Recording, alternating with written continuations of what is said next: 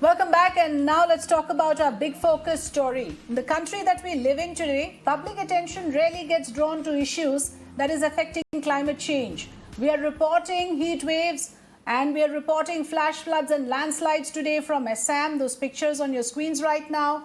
Also, we are going to show you pictures of forest fires in Himachal. There you have it. And these are not isolated incidents. There's a common thread. And that is what we want to discuss today with our experts. The domain experts from the field will help us understand these phenomena that's happening. Let's welcome, joining us here on the program, Seema Mundoli, Assistant Professor at the Azim Premji University, and Mr. Abinash Mohanty, Program Lead, Council on Energy, Environment and Water. Thank you so much for joining us here on Mirror Now. I'll just come to you with my questions that arise out of what we see today on our screens. But before that, I need to play out the ground reports. Our reporters, our correspondents have sent us inputs from Assam and Kasoli. So let's first talk about the instances that we are going to bring to our screens right now. There are multiple instances of forest fires that have happened in recent times. In fact, 6 of them. We literally took pains to find out where all this happened, and I will put that on screen as well. That is one. And then the other case of sudden unexpected flash floods that are happening. So my colleague Nibir is in Assam, who brings us this report. 7 people have died. 2 lakh lives have been disrupted as floods continue to wreak havoc in Dima Hasao, Cachar and Hojai and Charaideo districts. These are the worst affected places.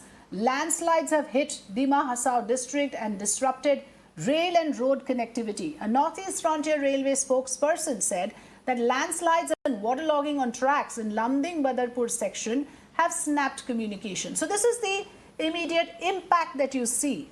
Let's quickly listen in to what Nibir has to say on how the situation is on the ground.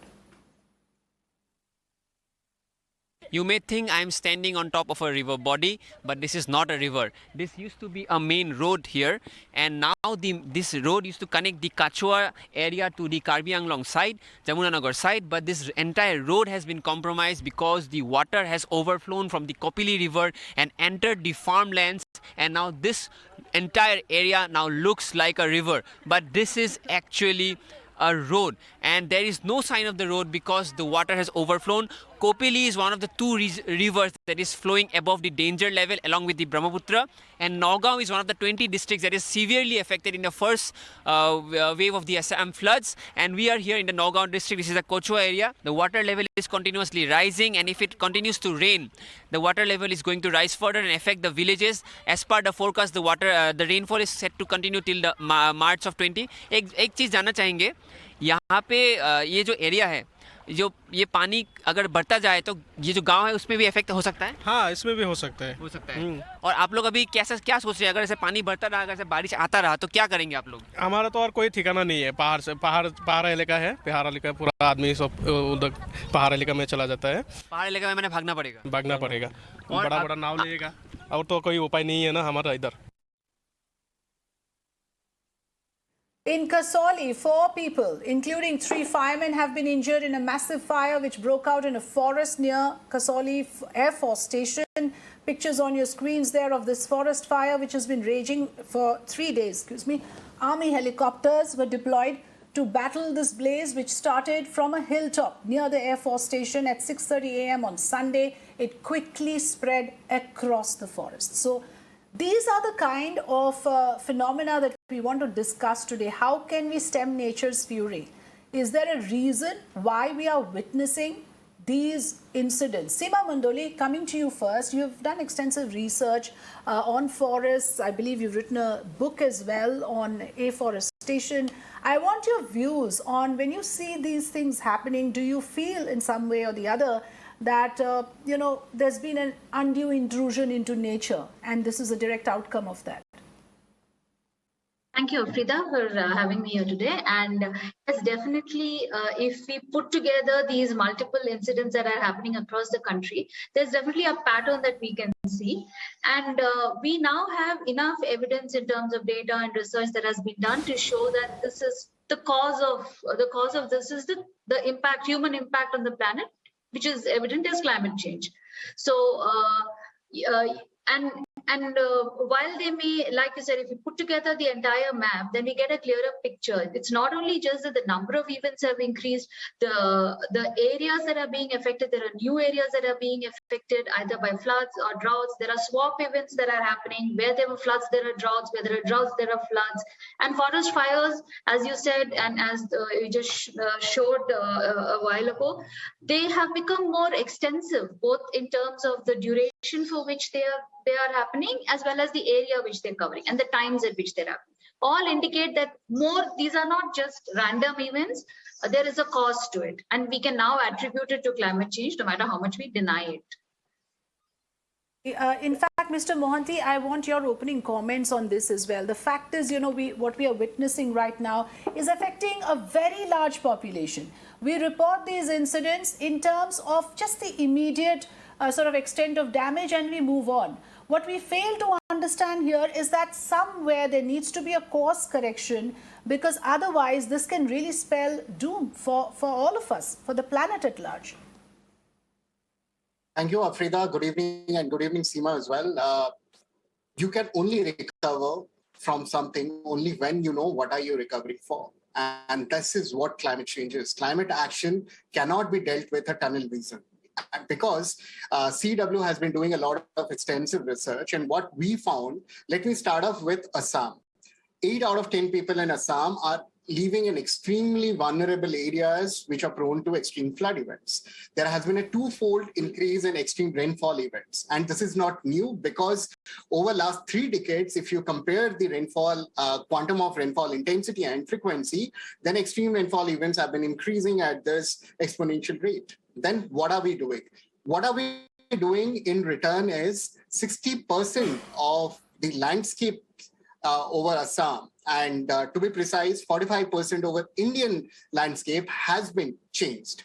So this is what is triggering to these extreme events, because extreme events have been happening. But what has happened is, since 2005, we are seeing almost a 4-fold increase in extreme events. And these are numbers from what we could find from our research and from our numbers. So what are the quick fixes? First and foremost, we need to start thinking of climate actions in an inter-nexus way, not have these debates only when we have a massive flood over Assam, North India grappling with heat waves, and a serious forest fire even going over Himachal Pradesh. We need to interdisciplinary think over it, and we need to treat them as an emergency. That's what is the first step. And there are a few other kind of recommendations, but I'll leave it up to the next part of the conversation. Yes, we will. We want to get your views from domain experts like yourself. Seema Mundoli, talking solutions. Where and how can we correct this? This kind of, and I am from Assam, I know that there is a pattern there in terms of there is a annual phenomena of floods. Much of it has got to do with the topography as well, but some of it is man-made, which I am witness to, and I can say that this, with proper policy, things could have been corrected long ago. Are you also of that view? Yes, but we need policies at different scales. So when we say different scales, what I mean is that you need to see what is the local situation in Assam about the river flow. You need to have information about the hydrology, what is happening in that particular area. And that has to be matched with the state plan and central plans.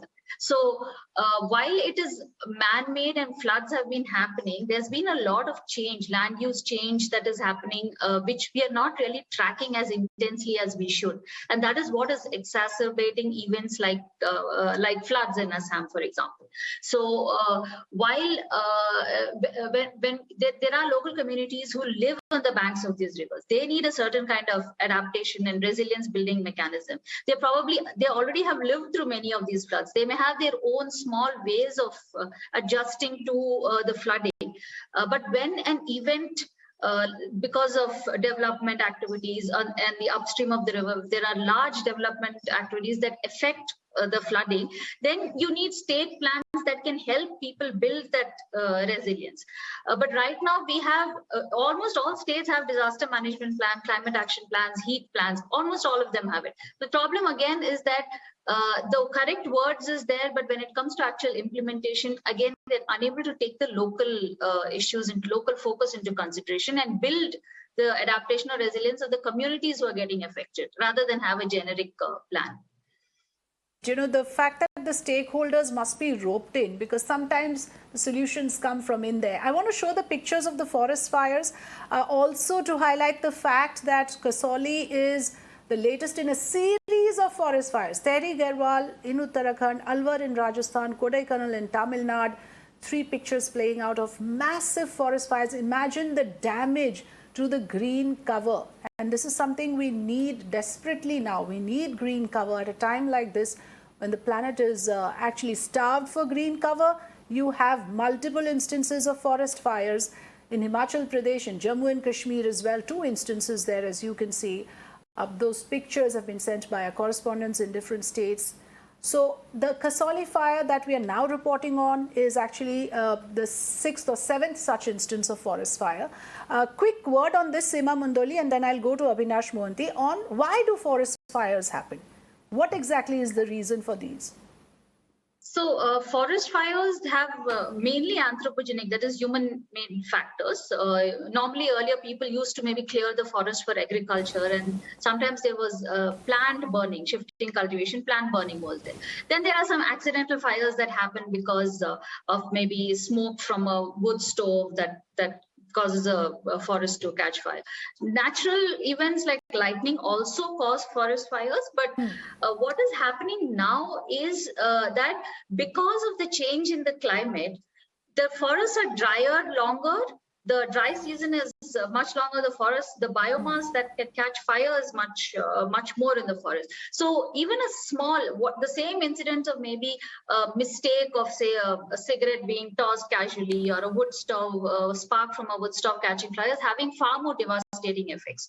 So the natural factors that were earlier there are exacerbated by the climate events that are happening. Yes, which is why, and this becomes a conversation about climate change. Mr. Mohanty, now at the local level, at the national level, at the global level, there are so many think tanks working on this issue. But, you know, in terms of actually implementation of how it will actually percolate to the real issue on the ground, how will things change? Look at what has happened in Assam. It has caught people off guard because there was no such forecast. It just hit people, one fine day, and then they have to do with all the loss of crops and homes, and so many villages affected, over 30 villages submerged even as we speak.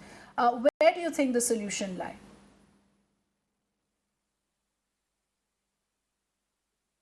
Mr. Mohanty? Well, Seema has quite rightly suggested that anthropocentric act suggested and taken it forward, right, in terms of having this climate exponential surge in extreme events. If we have to put numbers into perspective, then first and foremost, our economic kind of alignment that we have, we aspire to become a 5 trillion. Okay, I think we've lost the line with Mr. Abinash Mohanty. Apologize for that. And I would like to then end the discussion here with the important points, important takeaways from the experts about how local support, some amount of involving the stakeholders and finding ways and means to get them involved in the process of finding solution is something very critical. Seema Mundoli and Abinash Mohanty, appreciate your joining us this evening here on The Big Focus. Thank you so much.